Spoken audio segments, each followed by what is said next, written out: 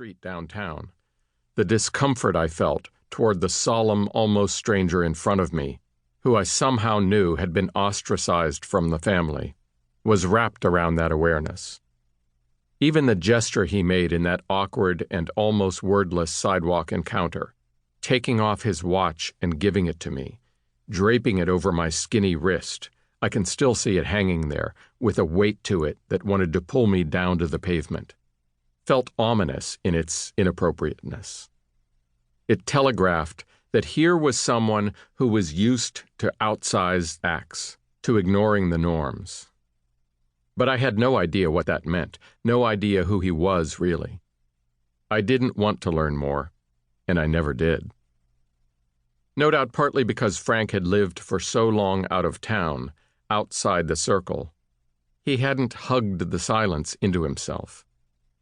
Strutting the streets of his hometown, a teenage bookie with a pocket full of money who'd just dropped out of high school and was proud to be in on the action. Those were golden memories for him. It's also true that he was just an open kind of guy. Some people are natural excavators of the past, blessed or cursed with the conviction that if you haul memories up into the light of day, they will glow like gems and be worth something. Frank's about to go back up to the mic, but he presses me one more time, tossing out a few lurid details about back in the day, oblivious to the awkward suffering of the others. I turn to my dad, the mobster's son, expecting to find a look of censure that will help me to end this. There's something in his eyes, but it's almost a glint, an eagerness. I find it embarrassing, like seeing a parent naked.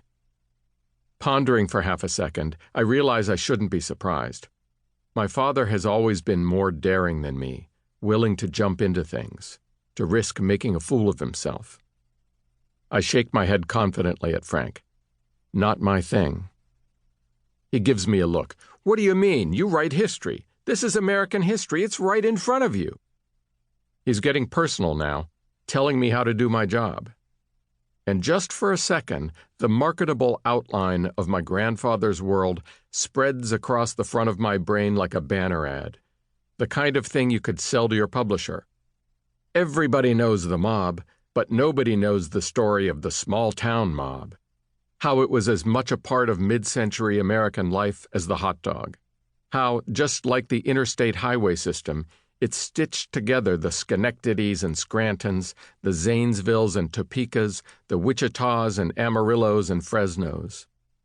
You could make a case that this was the real mob story, maybe in a way the real American story of that era. In the same instant, I get a glimmer, too, of how our family fits into that broad picture. As Frank is waiting for me to say something, I have in my head the image of the somber man in a baggy gray suit, forcing his watch on me, along with a few other shavings that the magnet of my childhood brain pulled in. A second image, borrowed from my dad's memory, of stacks of money arrayed across the surface of a bed.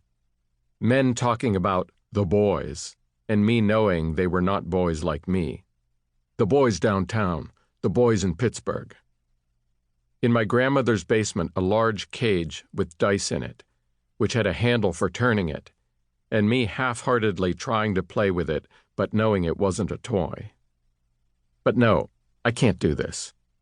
I know, standing there, that at the center of this story is this dimly lit figure of my grandfather, which means that it would involve my long-suffering grandmother, with whom I spent so many summer days in my early childhood, sympathetically studying her solitude and bitterness out of the corner of my eye, sitting skinny-legged on her sofa, pretending to read comic books while she peered beyond at the soap operas on the TV, chain-smoking pell-mells and reflexively pouring from a quart bottle of Schmidt's beer into a tiny glass.